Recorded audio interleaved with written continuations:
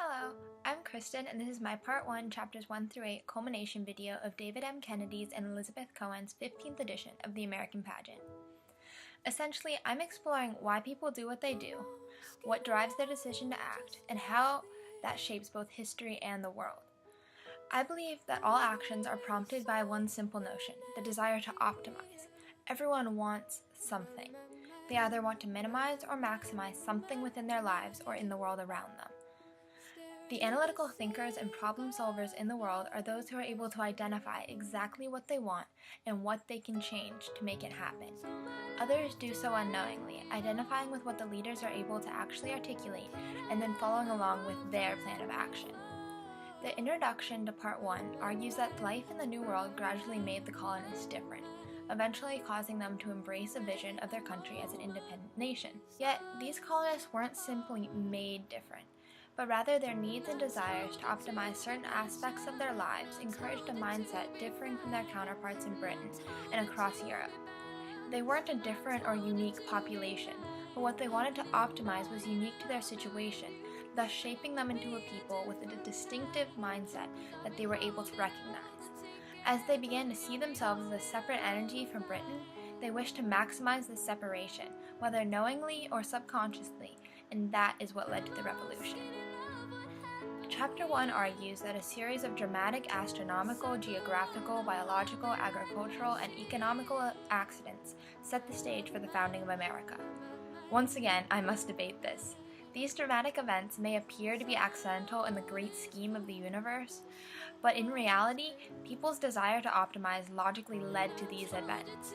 For instance, while widespread disease gave the Europeans advantage over the Native Americans, the occurrence in itself would not have happened if the British and Spanish hadn't wanted to optimize their money, their land, and their political influence.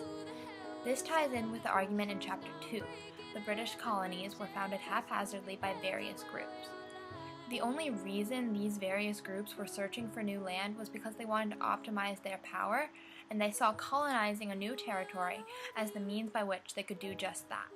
Thus, while the execution may have been haphazard in practice, the actual purpose that led to the founding of the New World was anything but haphazard. Chapter 3 discusses the northern colonies, where religious devotion was a powerful shaping force, whereas worldly wealth was more influential in the other colonies.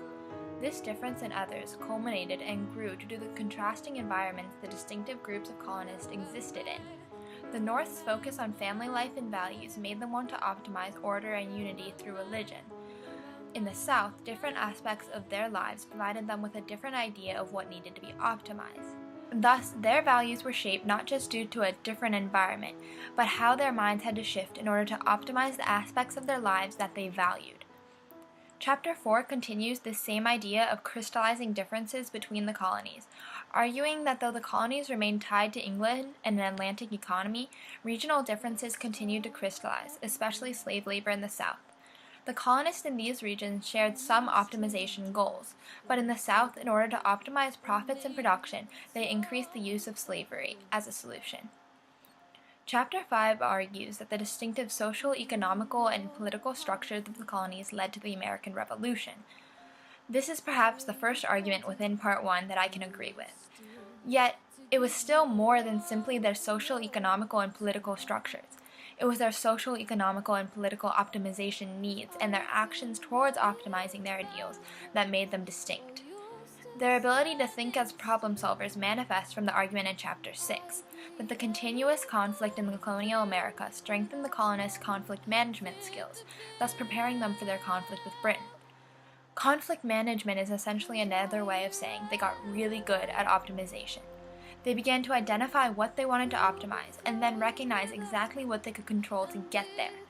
The colonists were then able to apply this technique to their revolution, and ultimately their ability to think as problem solvers provided them with the means to fight for their freedoms.